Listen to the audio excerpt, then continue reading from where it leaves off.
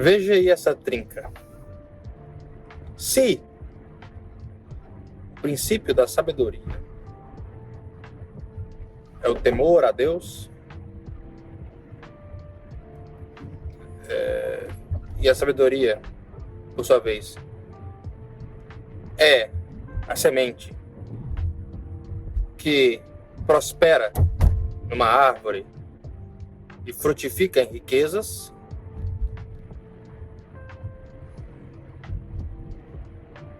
então qual seria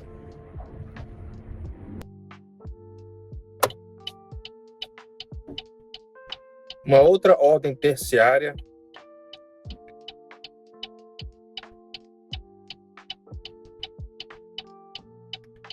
que correspondesse a essa da prosperidade, da sabedoria, prosperidade, riqueza, que é uma imagem da reprodução da vida. A vida enquanto semente, enquanto princípio, crescimento e frutificação ou reprodução.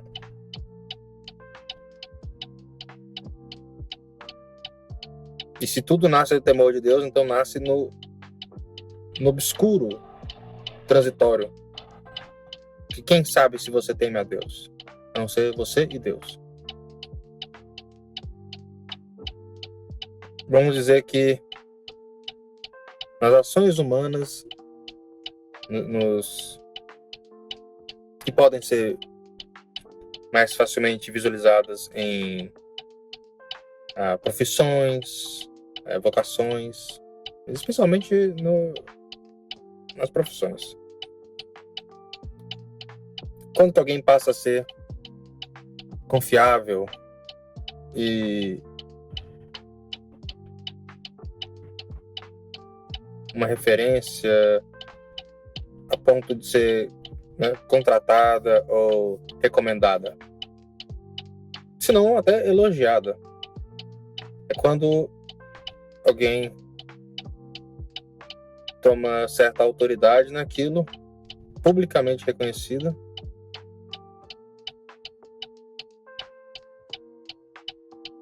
e a partir dessa autoridade ela é capaz de exercer aquilo que a sua autoria,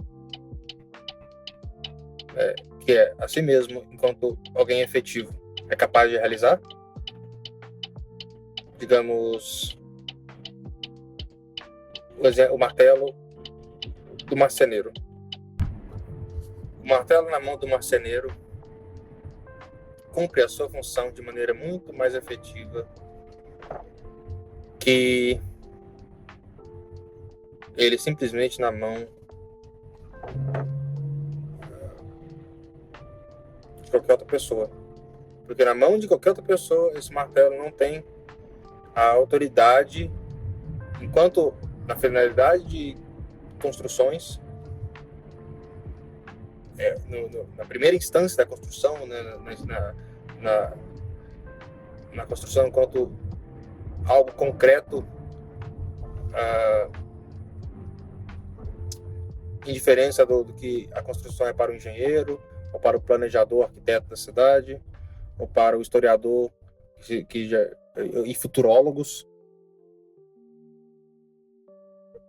gente que faz e economistas, etc. O martelo na mão do são 6h40, o cara fumando maconha brava no carro ali. This is Canada. Se bem que isso é incomum aqui, viu? Aqui em Calgary, porque em Toronto era um pouco mais comum. As pessoas não fumam tanta maconha assim, igual dá a entender, né? É claro que eu não recomendo que se fume maconha, mas não é assim tão widespread. Não é todo mundo aqui que fuma.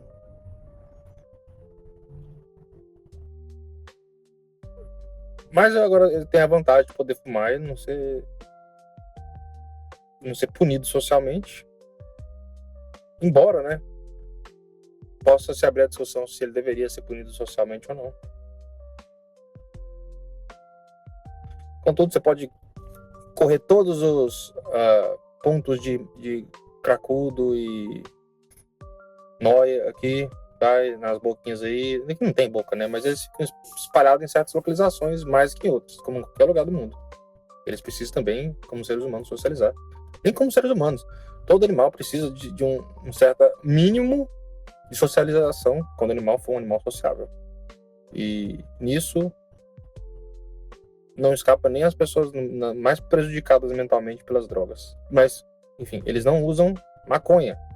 É a droga bem mais pesada. Então a gente tem que legalizar essas drogas também. Cara, do álcool pra maconha já tem um salto feroz. Agora, da maconha pra crystal meth e crack, aí você chutou o balde, né? O corpo humano é o mesmo lá do Homem das Cavernas. Ele não mudou porque a gente consegue fazer drogas mais potentes.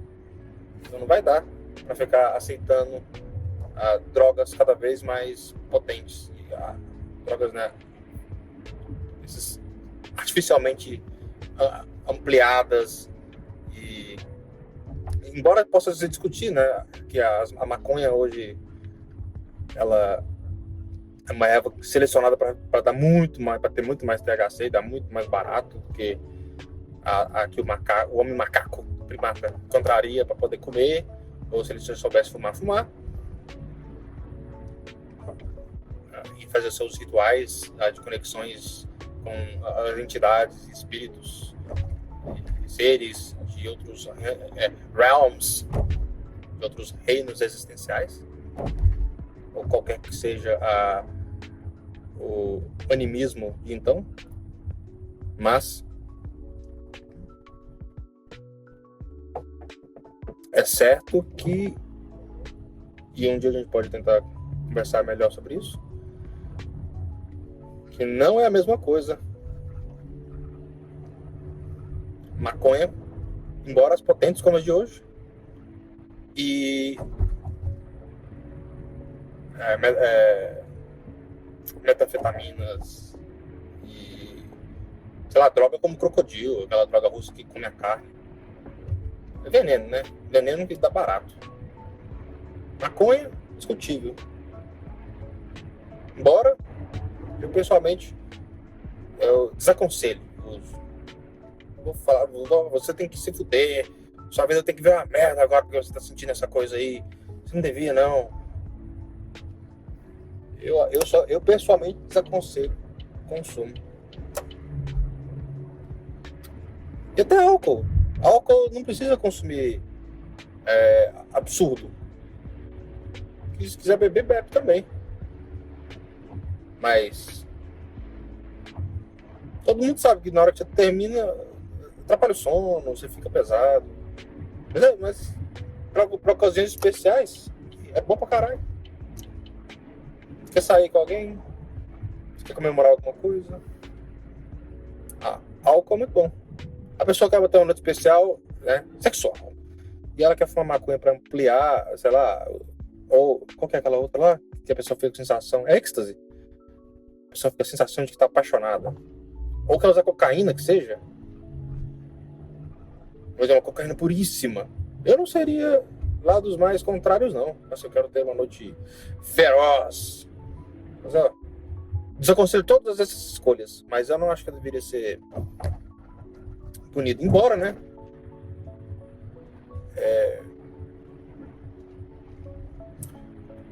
A compra de certas drogas das que eu mencionei, hoje, nos contextos diversos, por exemplo, maconha no Brasil, você vai estar talvez se inserindo num sistema que facilita e fortifica criminosos violentos. Não o criminoso, alguém que está praticando um tabu social. Não, você está facilitando a vida de que atrapalha a vida dos outros ostensivamente.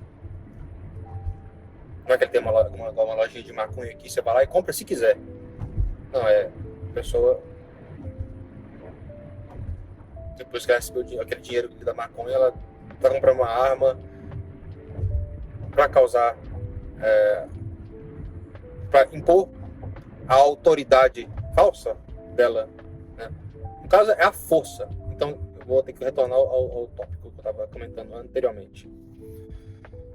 Então, primeiro, quando o marceneiro ele é uma reverência a ponto de elogio e recomendação, por causa da sua autoridade no trabalho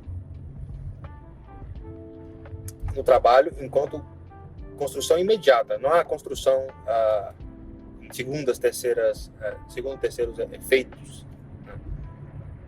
Ou em outras causas, segundo outros, né, pontos de vista, como do engenheiro, do arquiteto, do historiador.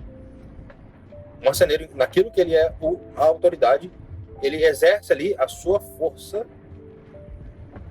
que é o império dele, as construções de cerca. Para limitar no exemplo, ele constrói cercas, e no ato de construir cercas, que é a força dele, né? A força dele enquanto marceneiro,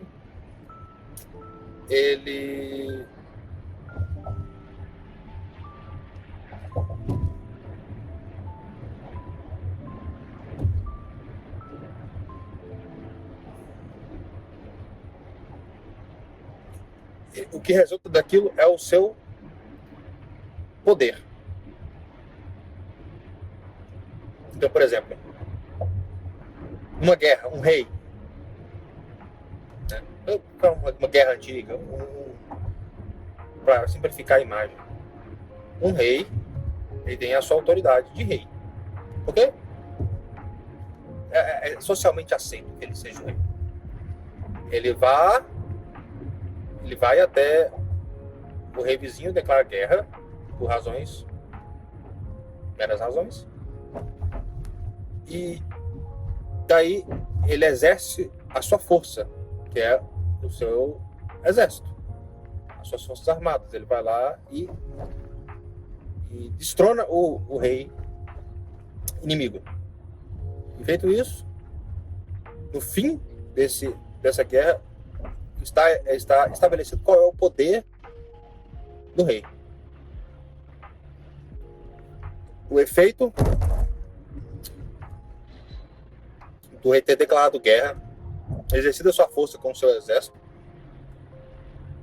foi a significação do que é o seu poder enquanto rei.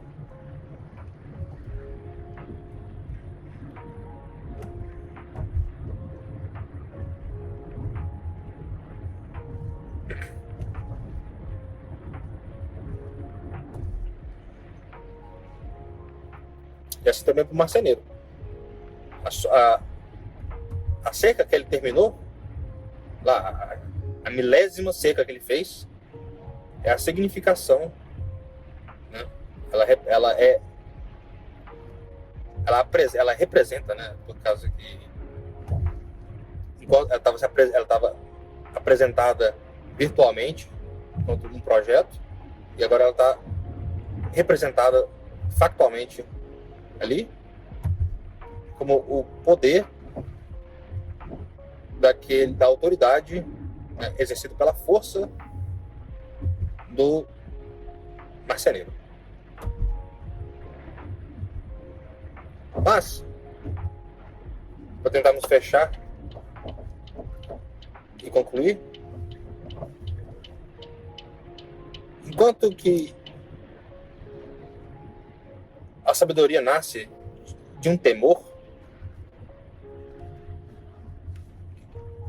a Deus.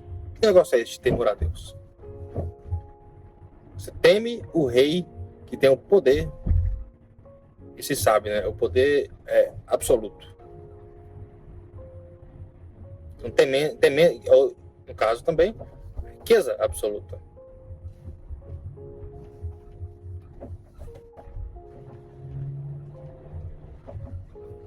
Riqueza absoluta, poder absoluto, sabedoria absoluta, prosperidade absoluta. Mas então, o que é o temor que te coloca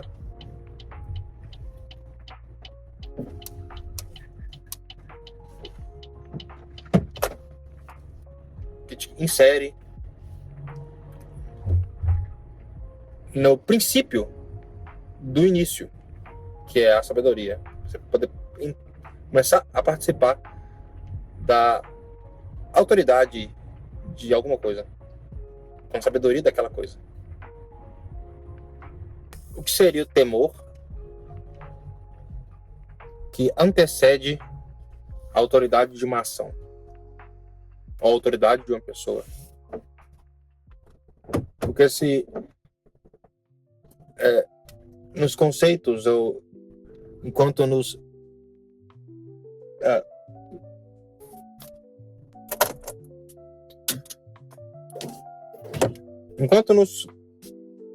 conceitos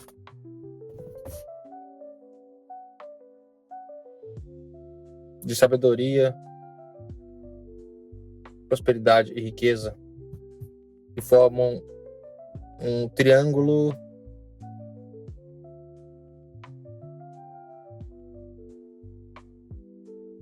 que eu não sei o nome desse triângulo, vou chamar ele, que eu não posso chamar ele de triângulo da sabedoria, ou triângulo da prosperidade, ou triângulo da riqueza, porque ele é algo que é os três ao mesmo tempo. E o que é os três ao mesmo tempo? O que é sabedoria, prosperidade e riqueza ao mesmo tempo? E não vale dizer Deus, né? Porque sempre vai ficar, Deus, é Deus, é Deus. É o império? Ou é o reino? Ok, vou chamar então esse triângulo do reino. Nesse triângulo do reino, riqueza, prosperidade, sabedoria.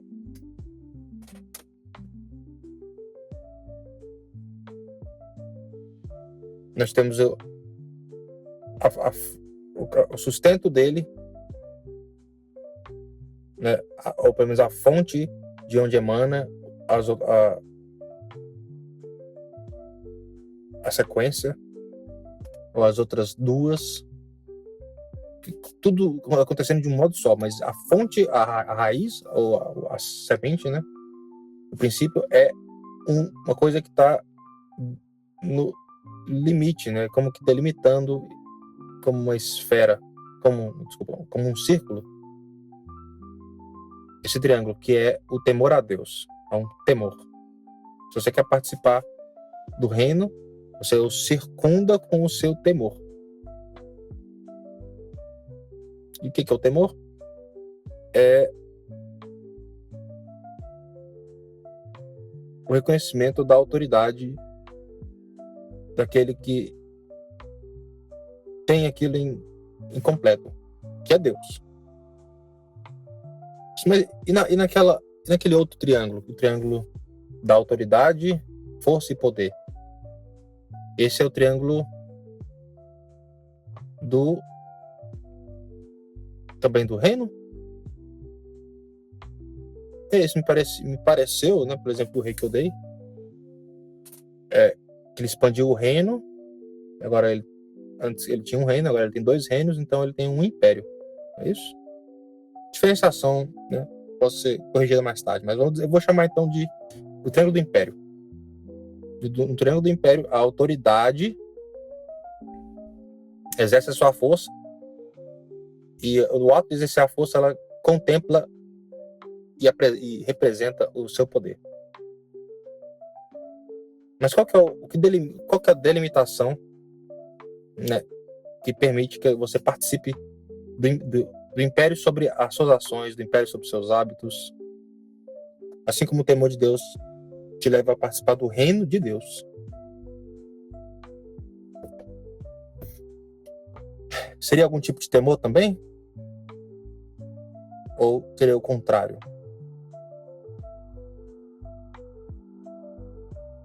Se o temor a Deus é o princípio da sabedoria, então talvez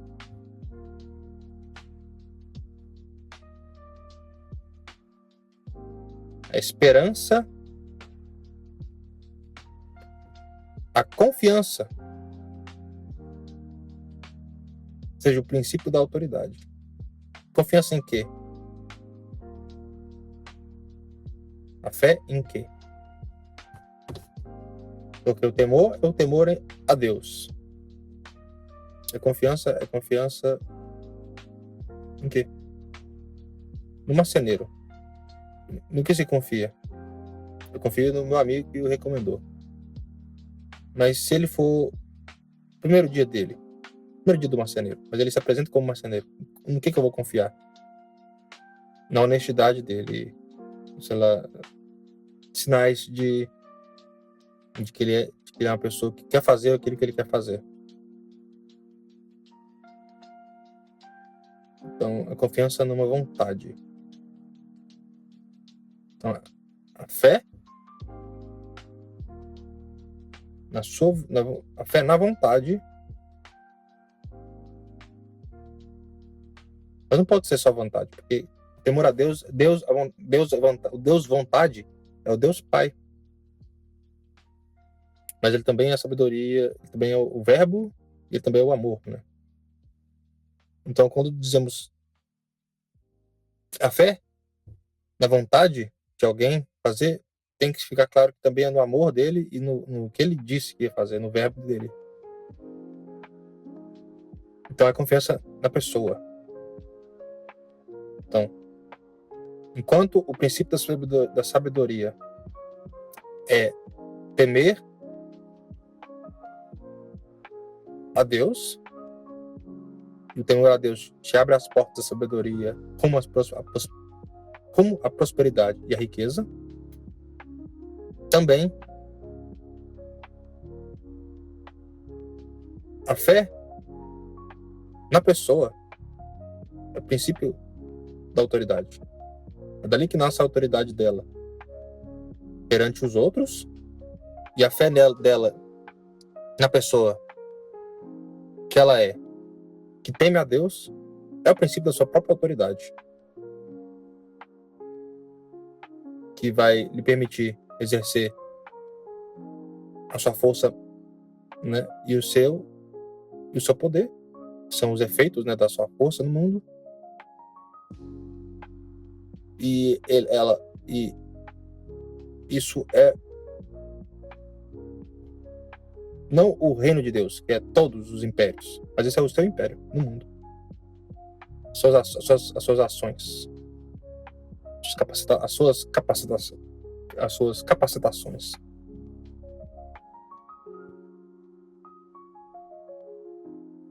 Por um lado, o triângulo do homem com Deus, no reino de quem a tudo criou, e no outro, o homem consigo, no mundo de homens, né? Espero que isso se esclareça em vídeos subsequentes. Agradeço a atenção.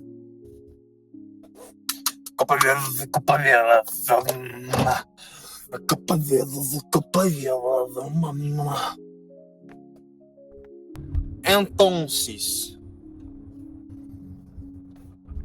ontem estive pensando sobre dois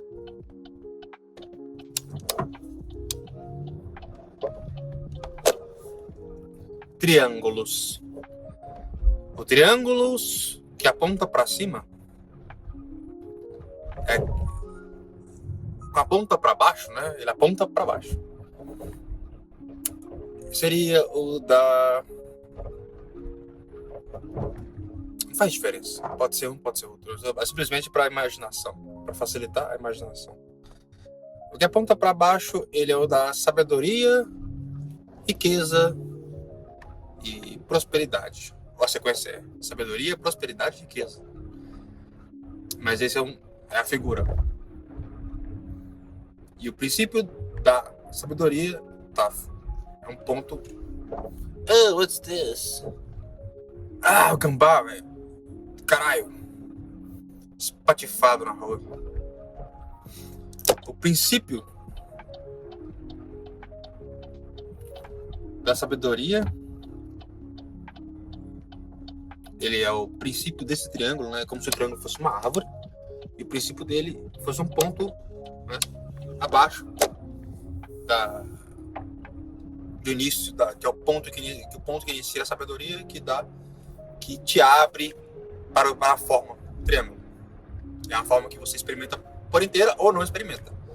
Mas desde o temor a Deus, ali você experimenta adentrar o reino, né, do triângulo, que é o reino onde a sabedoria, a prosperidade e a riqueza, elas são um só reino, uma só experiência.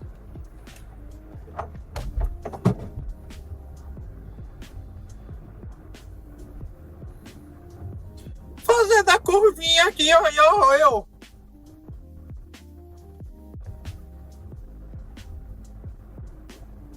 Aqui, ó, fazendo a curva aqui, fazendo a curva, fazendo a curva, olha, eu fazendo a curva, ei. Outro triângulo que seja ponta para cima, só para fechar o exemplo. Nele temos a autoridade, a força e o poder. Autoridade, força, poder.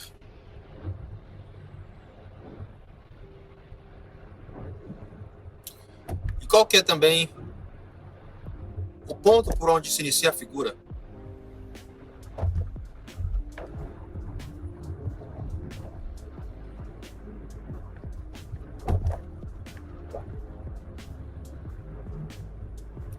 Qual é o ponto por onde se inicia a figura que tem por premissa, a entrada, a autoridade? Percorre a força e se fecha no poder. Ali, acredito ser a confiança / fé.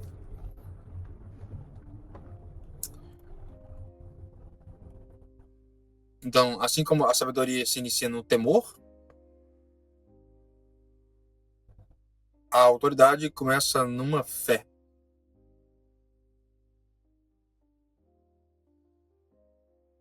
O temor ao quê e a fé em quê?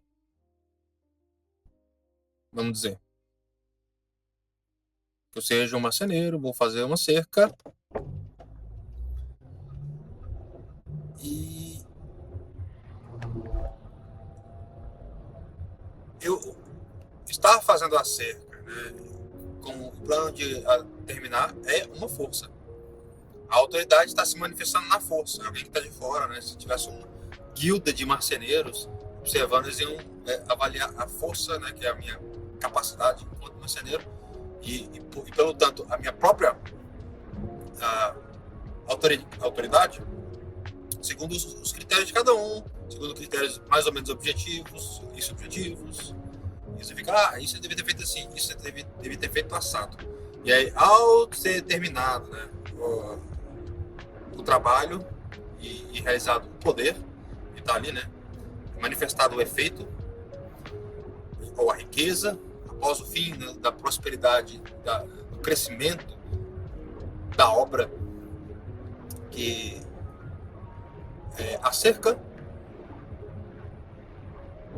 Então, eles também poderiam julgar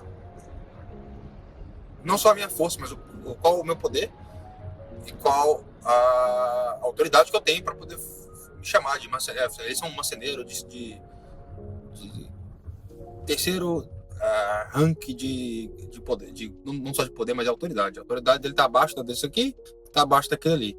Não a autoridade social, essa é um segundo tipo, mas a autoridade, né, enquanto marceneiro. Mas qual que era a fé dele ali? Enquanto marceneiro. A fé que dava princípio a sua ação e fundamentava a sua autoridade. Era a fé, por exemplo, que ele tinha na própria capacidade de fazer a cerca. Eu posso fazer. Como é que você sabe? Você não vai dar um derrame, dessa vez vai dar tudo errado. Eu dou o meu jeito. Vou fazer. E vai lá e faz. Esse é o poder manifesto. Ele tem a força para fazer e alcança o poder daquilo que é feito.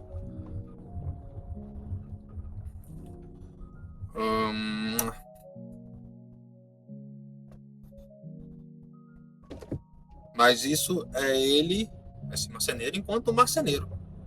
A fé que ele tem, né, a confiança que ele tem na sua própria capacidade, que é o seu grau próprio de autoridade sobre aquilo, é limitado não a sua pessoa por inteiro, mas a sua pessoa enquanto profissional marceneiro, né, com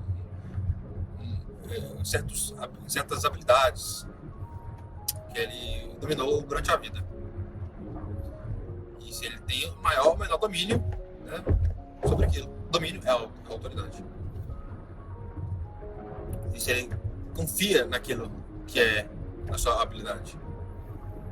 Mas e se chega no fato de que, ok, mas o cara ele é uma máquina, ele foi inventado para ser um marceneiro. Não, marceneiro é uma das coisas que ele faz. Uma das coisas que ele faz. Ele faz muitas outras coisas.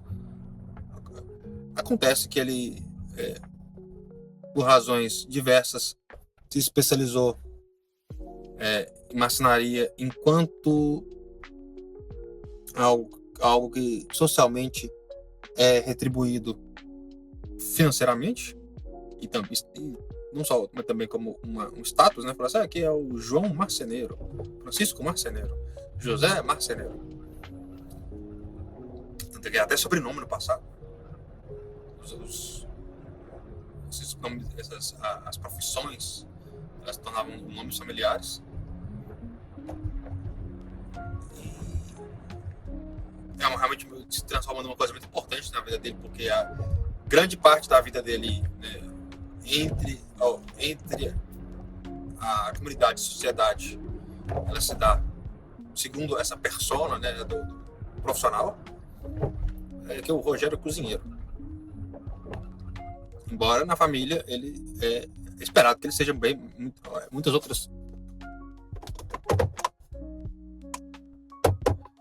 É esperado que ele seja muitas outras coisas.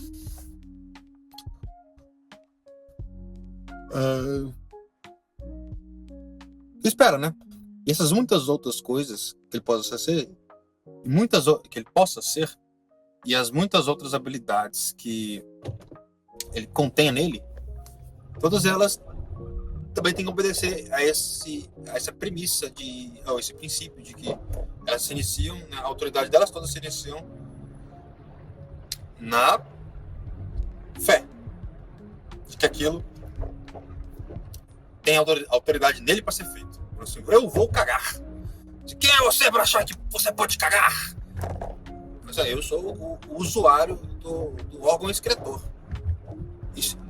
Desde o domínio da minha barriga e a sensação de acumulação, é necessário que se cague agora e é imperativo que se cague. Assim, se não tem nada que me impede, é necessário, ok. Estamos aí.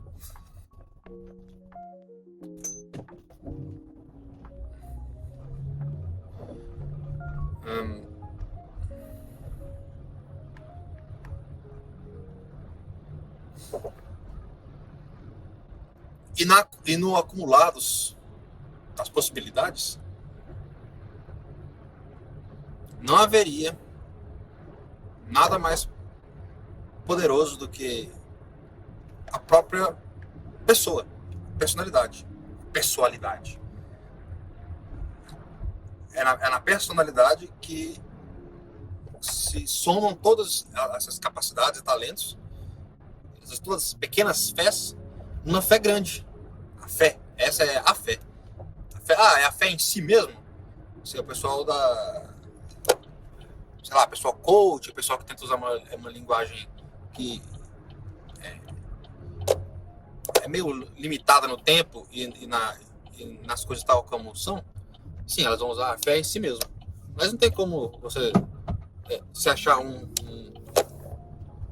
você que se autogerou, autocriou, e que você não foi dependente na infância, que você era dependente na velhice, ou que a dependência é mútua, né? Eu vou dirigindo aqui numa rua com um carro, foi eu que fiz? Não, eu dependo. Eu ainda continuo por toda a vida com dependências necessárias e acidentais, mas que são acidentes necessários. Né?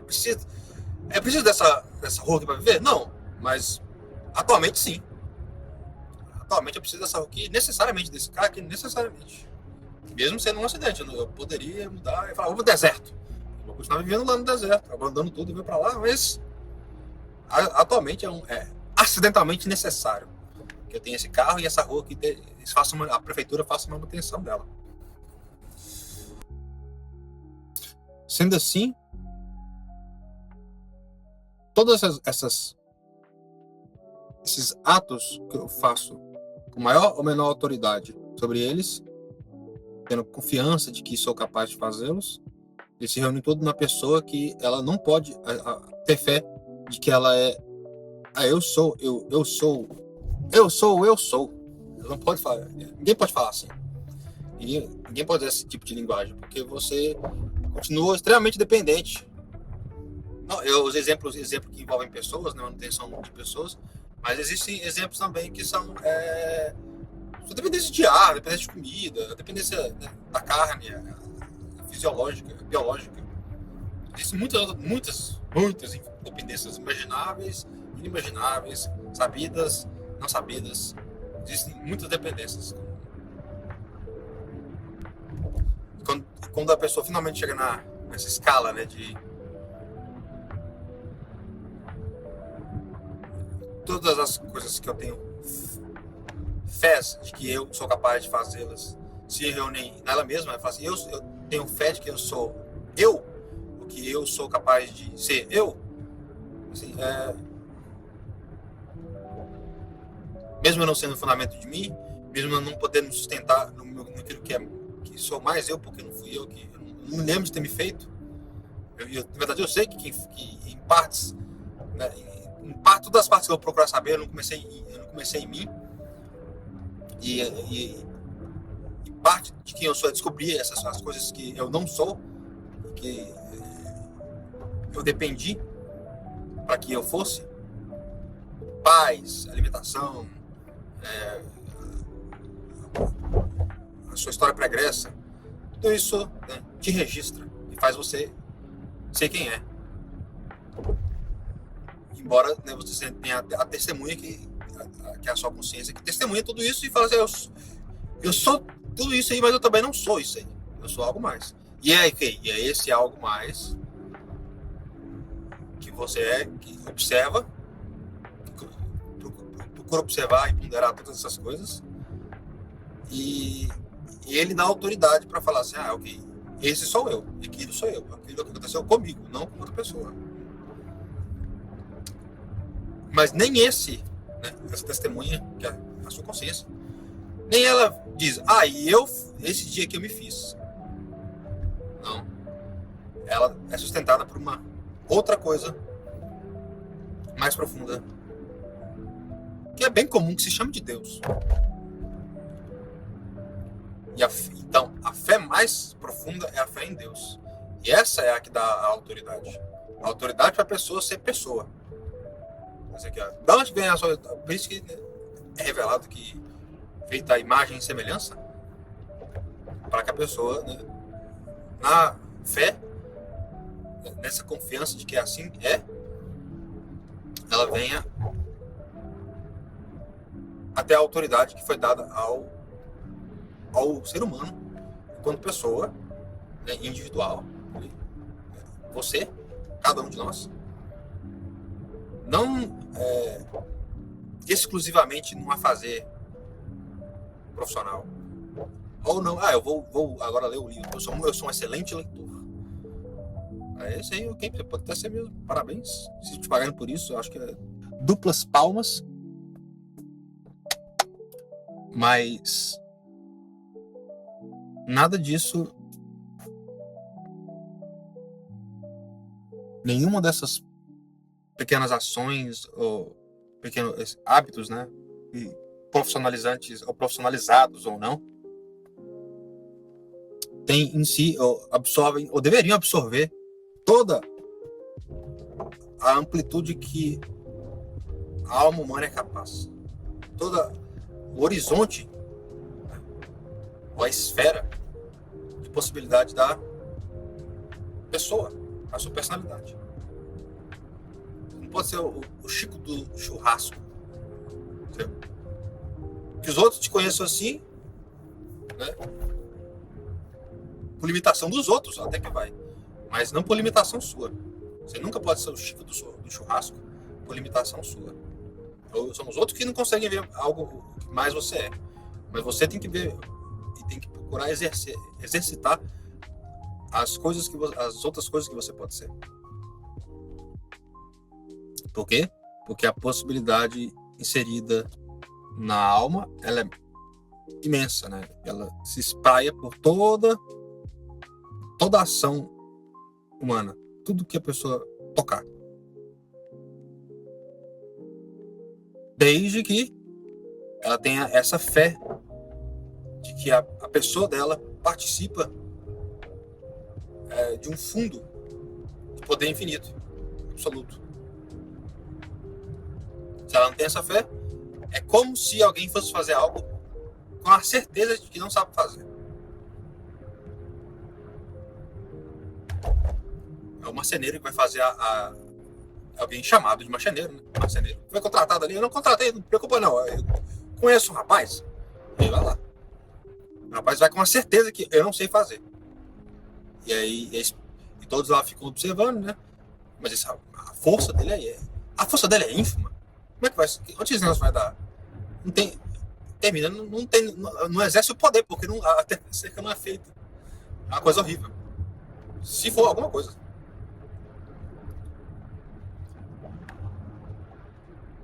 Falta o poder para aquilo. Porque falta. O poder não manifesta, porque a força não é o bastante, porque falta autoridade, porque falta fé de que aquilo. A pessoa pode realizar aquilo. E por que falta a fé? Quando Pedro se lançou na água, né? Para Cristo falou assim: quero andar, né? Vou até o senhor. Ele falou assim: pode vir. O Pedro tinha altas experiências de como andar na água. Não tinha. Não tinha altas experiências de como andar na água. Então ele foi a primeira vez. Mas o primeiro passo já foi dado e o primeiro passo ficou. O primeiro passo ele firmou o pé. Ele foi perdendo a força depois. Então, ele começou com alta confiança de que ele conseguiria andar na água e ir até Jesus, né? Está dizendo então que se você for com bastante fé que você vai fazer a cerca, é só chegar fazendo no primeiro dia. Você nunca viu fazer, você não sabe nem qual que equipamento você precisa, é só chegar fazendo. Claro que eu não falei isso, né?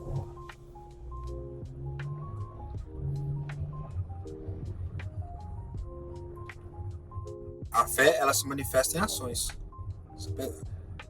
Mas a pessoa se propor a fazer uma coisa sem buscar os meios de realizá-la, é, por si, falta de fé.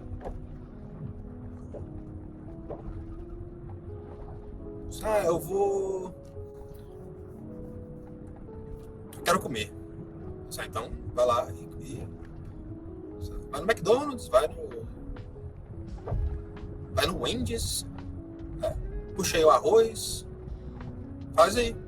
Vai fazer. Não, vou ficar com fome porque eu não tenho arroz, eu não sei onde fica o McDonald's, mas eu preciso comer. Você tem que buscar os meios de comer. Você tem que buscar, se você quer terminar a tarefa, ter o poder, né, imperar sobre aquela pequeníssima ação de comer, você tem que querer que ela seja feita. E no caso, feita por você. Você quer que você coma. Você fala assim, eu vou comer. Aí eu vou lá pra porta do restaurante curando. Comi. Não, você viu alguém comendo. Você precisa ir você mesmo comer. Claro, não é? Claro, não é? Pois.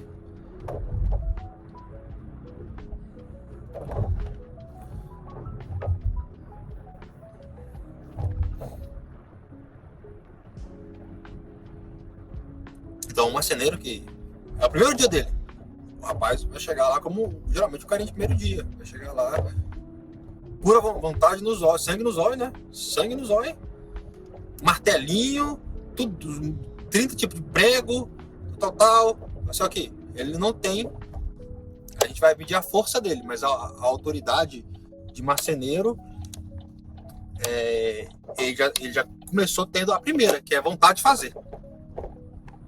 Por quê? Porque tem fé em si de que pode fazer. Mas se eu quero fazer, vou fazer, porque eu posso fazer, porque eu quero fazer.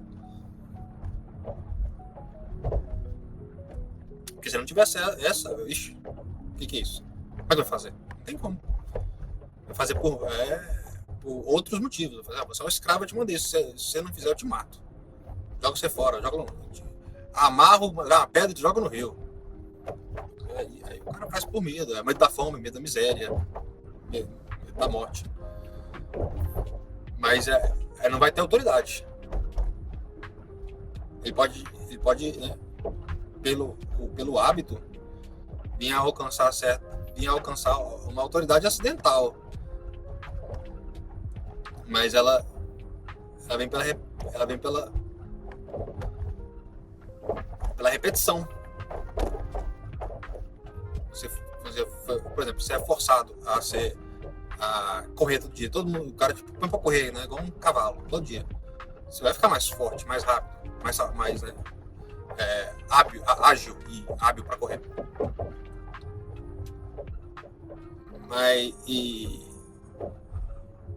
Se alguém te perguntar por que você faz isso, a autoridade que você tem é fácil. A autoridade é do meu chefe. Eu tenho a força e eu realizo, né, o poder de correr. Mas eu não.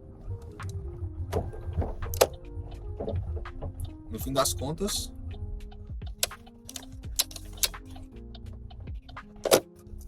ele não tem autoridade sobre aquilo lá, porque você quer fazer isso? Eu nem quero fazer.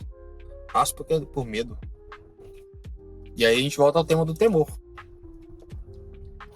Se você, né, enquanto a pessoa tem todas as possibilidades enriquecidas por aquele que a tudo enriquece, enquanto você tem fé nisso, porque é o que sustenta o seu ser, que faz todas as coisinhas. Como seria se esse mesmo ser te desse, você o temesse, e o temor a ele dessa sabedoria para fazer tudo aquilo que tem que ser feito?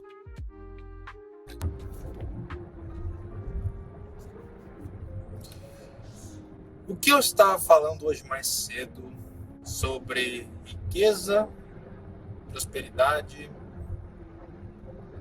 sabedoria, autoridade, força, poder, e como princípio desses dois triângulos, o temor a Deus,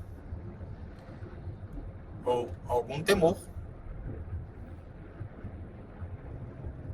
a algo. No caso da sabedoria, tem que ser o temor à verdade. Certo? 2 mais 2 é igual a 5. Assim, é claro que você é burro, se você insiste nisso, né?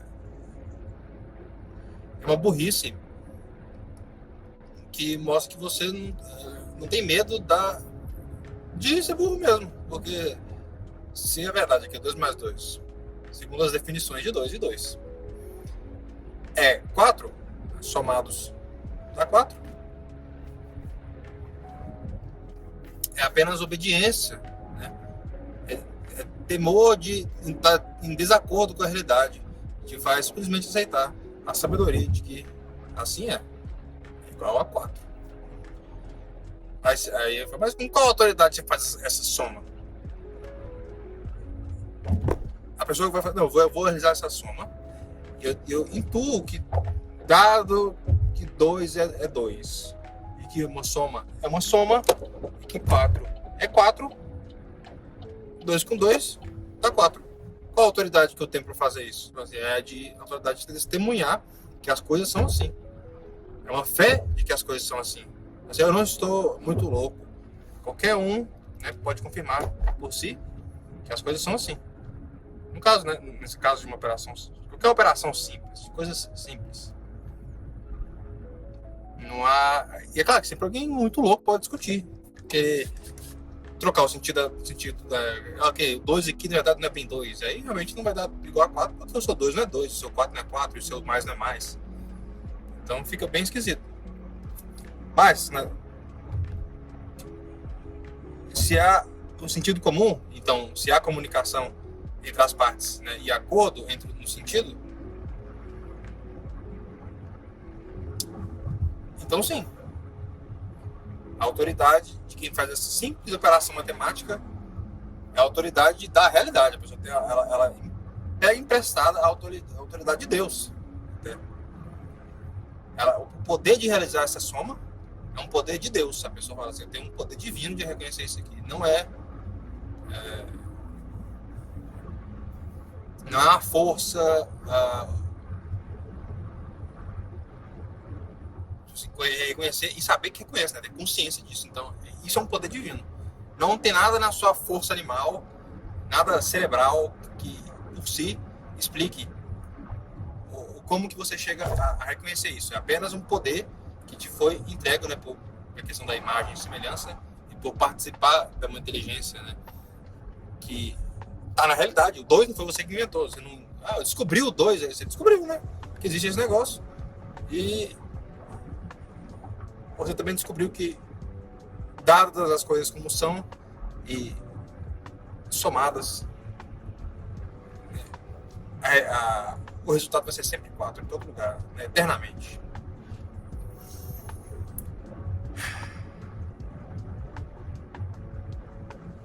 E o que isso tem a ver com o que falávamos mais cedo sobre a autoridade do marceneiro?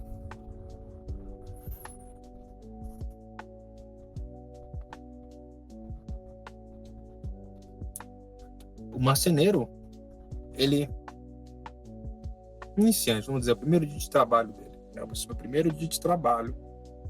Eu não quero fazer. Mas ok, você já não tem autoridade nenhuma, porque você não quer fazer. Não tem a fé no trabalho. E por que te falta essa fé no trabalho? Provavelmente porque falta a fé naquele que te sustenta enquanto pessoa. Então falta uma certa fé em si, não em si por si, mas em si enquanto criatura de Deus, né, que te quer e te quer bem. Então, faltando esse amor por si, segundo Deus, tudo vai ficar assim, um pouco, um tanto quanto a pessoa fica sem propósito, desmotivada, e nada que ela fizer, nem das coisas que ela considere mais exaltadas, e especialmente as coisas consideradas, né, banais, vão ser, por ele mesmo, todas consideradas despropositadas. Dizem se não é assim. Assim, pô. Todo mundo que tá assim, eu vou aqui lavar uma pia. Não vejo propósito. Lembra do caso do... qual é o nome daquele santo mesmo? Bonifácio? Não. Lembre-se do caso do São Boaventura. Ele era, né, ele era um franciscano e tal. já famosamente reconhecido pela sua, né, pelo seu poder espiritual. Então, a autoridade dele, ela era reconhecida, né, nas obras. Então, existia já poder. O pessoal conseguia ver, assim, a dedicação, mas também que a força humana, né? O quanto que ele se entregou aquilo. Mas as pessoas também, assim, vê o que é possível ser visto. Mas o poder que a obra realizada, as histórias que se ouviam dele, as pessoas que estavam mais próximas dele, presenciavam ali o poder de Deus. Por isso que é santo.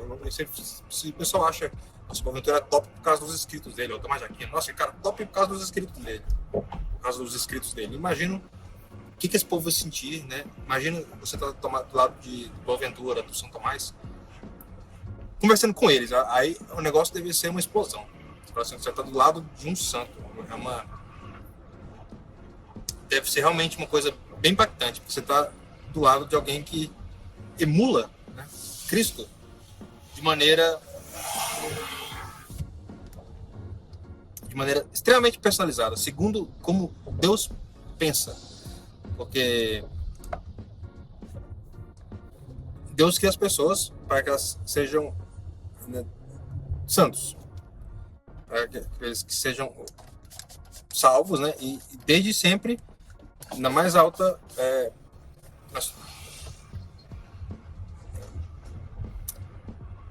nas suas mais altas possibilidades, né, individuais. Por exemplo, se alguém nasceu para ser bananeira, Deus quer que ele seja, né, o mais próximo de Cristo, segundo a sua natureza de bananeira. E se alguém nasceu para ser sequoia, pinheiro, macieira, Deus quer que vocês tenham aquele aspecto que é de Cristo mais desenvolvido, até mais do que do próprio Cristo. Como assim? Como assim mais desenvolvido que do próprio Deus? Em Jesus se vê Jesus tinha uma missão específica. Por exemplo, procure os milagres, pega os santos milagreiros aí, pega um caso absurdo tipo do Padre Pio. As coisas que se sabem sobre ele, não é que elas são maiores que as de Cristo, mas que em Cristo foi-lhe possibilitado realizar coisas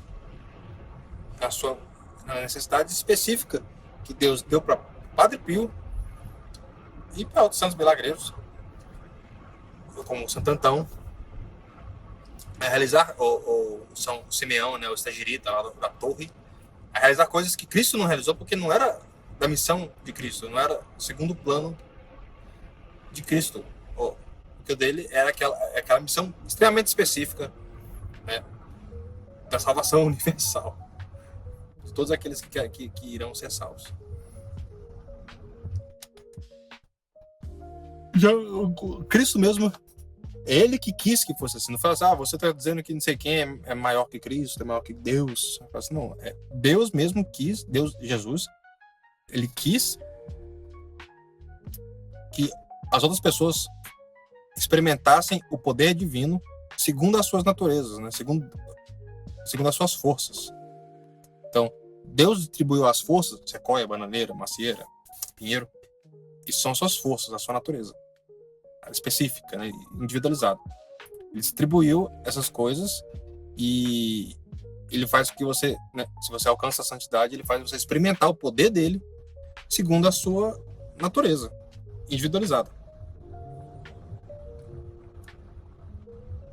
E em Jesus, ele também tinha a natureza individualizada dele, humana, né, que é a carne de Maria, por exemplo.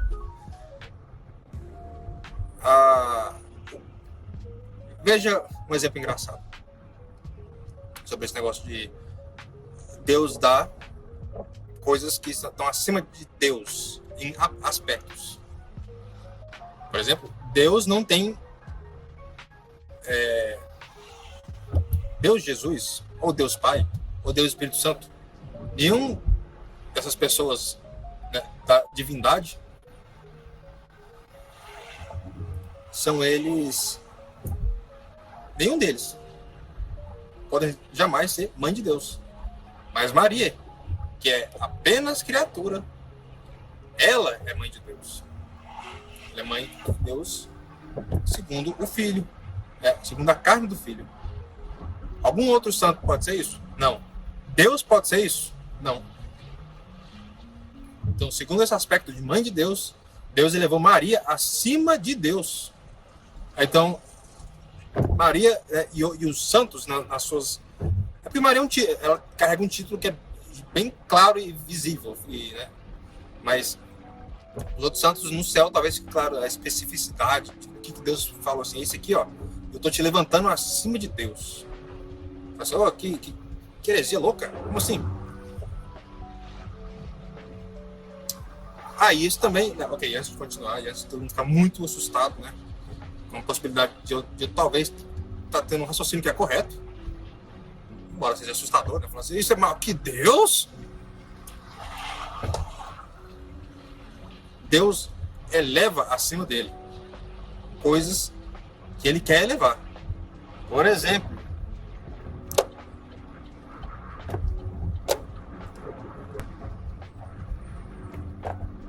aquela velha pegadinha do ateu, né? Do cético.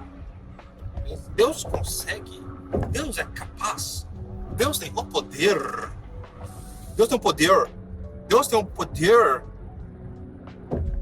de elevar uma pedra mais pesada,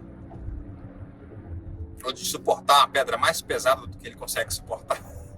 Como é que formula essa pergunta sem ela ficar soando já absurda desde na formulação?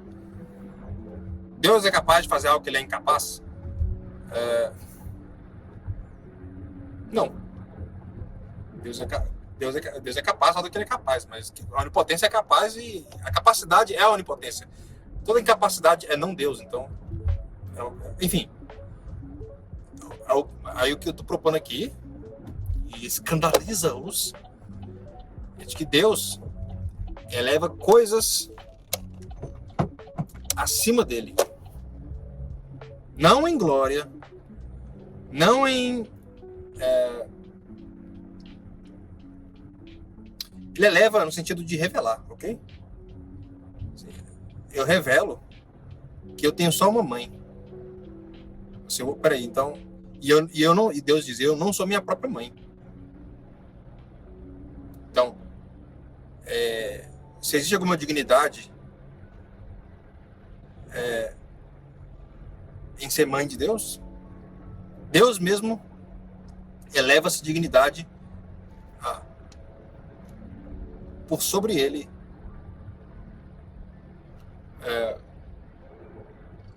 Quando ele fala honrar pai e mãe, em Jesus Cristo, honrar o pai, ele está honrando Deus Pai. E honrando a mãe, ele está honrando uma criatura.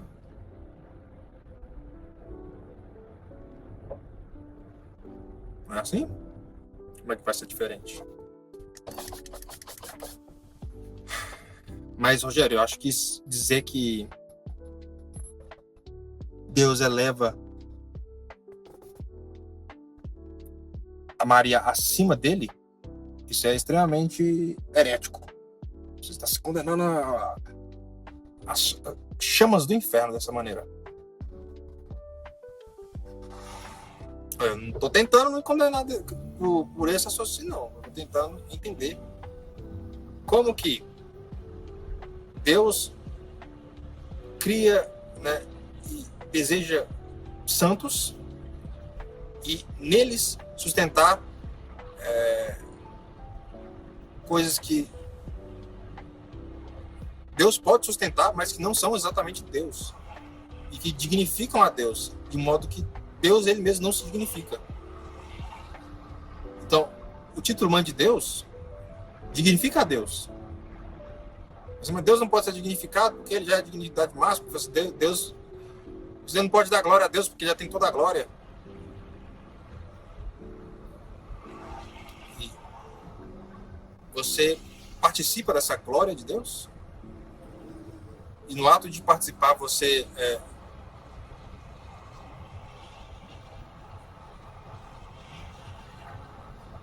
Eu tô querendo dizer aumenta, mas eu provavelmente eu já sinto que aumentar a glória de Deus é bem estranho. Uma coisa bem estranha de se dizer. Mas você a manifesta de uma maneira que não foi vista antes. E que Deus se regozija, né? Esse é meu filho amado. Essa é minha mãe amada. Deus se regozija em revelar para todos aquilo que era um plano dele, de que ele pode sustentar aquilo ali também. Deus sustenta a dignidade de ter uma mãe. Deus sustenta a dignidade de ter um santo, como o Boaventura, que eu volto um pouquinho, né? Que lavava a pia, estava lavando a pia do mosteiro, os pratos lá, enquanto estava vindo o comissário do Vaticano, ou de Roma, para informá-lo que ele foi convocado a ser um bispo, um arcebispo, né? Um bispo de bispos.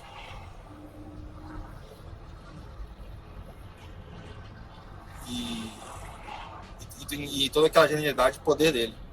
Assim, naquela força específica, aquela capacidade humana do Boaventura, Deus falou assim, é nisso aqui, eu vou revelar a todos, porque com a participação dele, porque ele quer ser santo, eu vou revelar a todos uma glória que eu tinha escondida para mim. Então, ok, não é que Deus aumenta, os santos aumentam a glória de Deus. Os santos revelam aspectos da glória de Deus que não estavam revelados. Do mesmo jeito, quando alguém não é salvo, então não se torna um santo, é uma glória de Deus que não é que ela se perde, ela se oculta. E talvez no paraíso as pessoas fiquem sabendo, né? Assim como os demônios, eles estavam inseridos em projetos, né, divinos.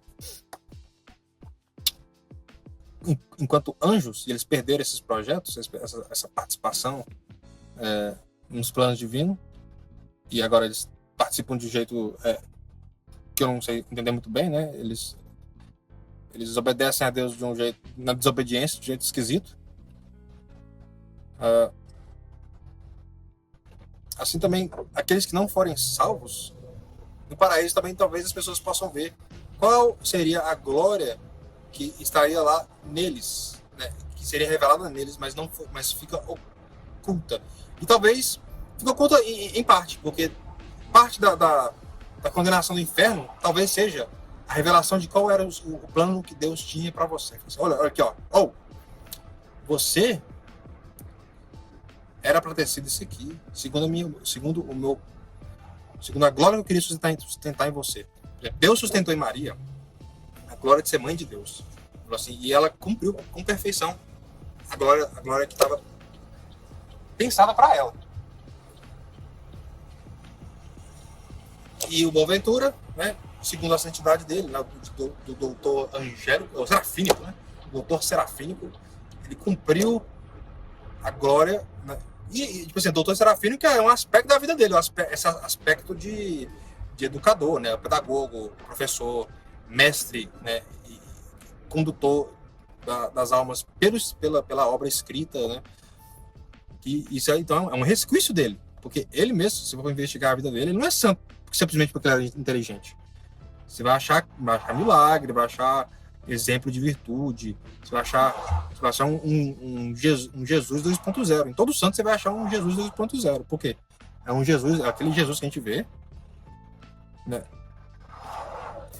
ampliado em alguma especificidade. Porque o Jesus, ele é o Cristo, ele é a fórmula, todos têm que se formar nele. E se informando ali em Cristo, aí você... Cristo, ele não é porque... que coisa louca, né? O cara colocando o santo acima de Deus. Não. Deus, Cristo, eleva certas glórias específicas, né, que estavam ocultas naquela pessoa, que são para a glória dele. Aquele aspecto pode ser até maior que o aspecto divino que se manifestou em Jesus, porque os que se manifestaram em Deus de Jesus foram segundo a sua força humana, né? Mas, né, o poder divino que se manifestava nele, porque ele era o Deus encarnado. Ele era o Logos encarnado, a segunda pessoa da Trindade encarnada. Enquanto as criaturas não são assim. Mas Deus quis elevar elas à condição, né, de de nele fazer coisas maiores que a dele. Mas como, Rogério? Como é que alguém pode fazer algo mais que Jesus que salvou, né? É por ele que se salva. Mas exatamente, através... Sem ele não tem como ser feito assim, mas com ele tem. Entendeu? Sem Jesus, não teria como alguém ser maior que Jesus. Vou falar isso? Se eu falar isso, vocês vão me cancelar? Vão ficar muito nervosos se eu dizer que com Jesus as pessoas podem ser maior que Jesus? Mas maior que Jesus? Tem como? Não, em partes. Vamos lá.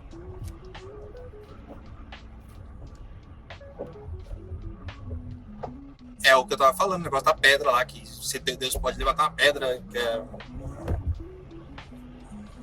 Deus pode criar, né, uma pedra que é maior que ele, ou mais pesada que ele.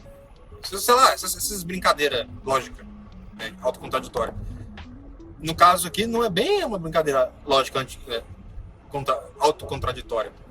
É uma realidade. Jesus, ele amplia, né? Jesus não, a divindade, não só a segunda pessoa da divindade.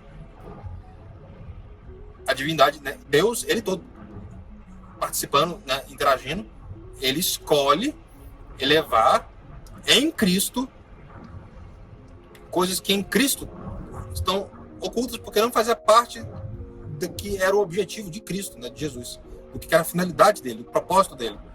Mas, segundo aquele propósito ali que é o específico de cada santo, Deus dá um poder específico que é mais manifesto do que se manifestou em Jesus. E segundo aquele aspecto, o santo é mais alto que Jesus. E que Jesus que é Deus, né? Então, dá para forçar até dizer que é mais alto que Deus, segundo um aspecto muito específico. E o que mais esclarece esse aspecto é o aspecto da Mãe de Deus. Deus escolhe elevar uma característica que ele sustenta, mas não pode ser a dele mesmo. Ele não pode ser mãe dele. Mas ele pode elevar uma mãe para ele. Entendeu? Deus não é É porque quando tem Maria, ela tem essa claridade, né? Por causa que ela é um caso ímpar. Mas todo santo tem algo nele, e talvez na eternidade, né? No paraíso, isso fique mais claro. E tem algo nele que Deus eleva acima dele, como fala assim, essa glória eu sustento acima de mim, e vocês não entendem por quê, porque eu sirvo vocês, né? Do mesmo jeito que Deus sustenta toda a criação, ele sustenta tudo, até os demônios. Os santos, ele vai... Um dos pagamentos dos santos, né? Se você realmente é uma pessoa que me amou, né? Me obedeceu, me temeu e confiou em mim. Um dos pagamentos do santo é reconhecer que é dar glória sem fim ao Deus que serve dessa maneira. Fala assim, eu vou te levar acima de mim nesse aspecto aqui, porque eu quero isso. Não é porque agora vocês vão ficar aqui me adorando, né? Porque eu sou top mesmo, eu sou Deus. Assim, e todo mundo vai concordar, gente, é top, é Deus, tem que adorar ele para sempre. Mas Deus, ele fala assim, esse aspecto seu aqui, específico seu, que eu pensei desde a eternidade, eu tava preparando a festa para que você virasse isso, e que isso é uma coisa que eu sustentando, é uma coisa que eu sustento, mas que não é algo que eu sou. Você consegue imaginar o que poderia ser essa coisa sua que você não sustenta, que Deus sustenta, mas é algo que é você, e você reconhecendo que Deus te sustenta naquilo e ele te eleva acima dele naquilo. Tipo assim, que tipo de comparação que poderia ser feita isso conosco, né? Com as coisas que nós fazemos. O que a gente sustenta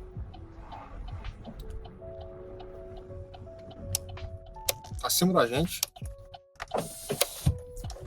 e que...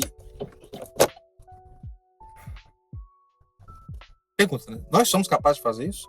Sustentar coisas acima de nós, e essas coisas sustentadas acima de nós, né? Nós sustentamos elas, nós elevamos ela, essas coisas. E elas têm maior valor porque nós a levantamos ali? O que será que é? Eu não sei. Eu cheguei aqui já. Esse aqui foi um vídeo difícil, porque é um assunto que eu tô pensando. Mas eu espero que vocês tenham gostado de considerar essa possibilidade. E se eu estiver muito enganado, me corrija.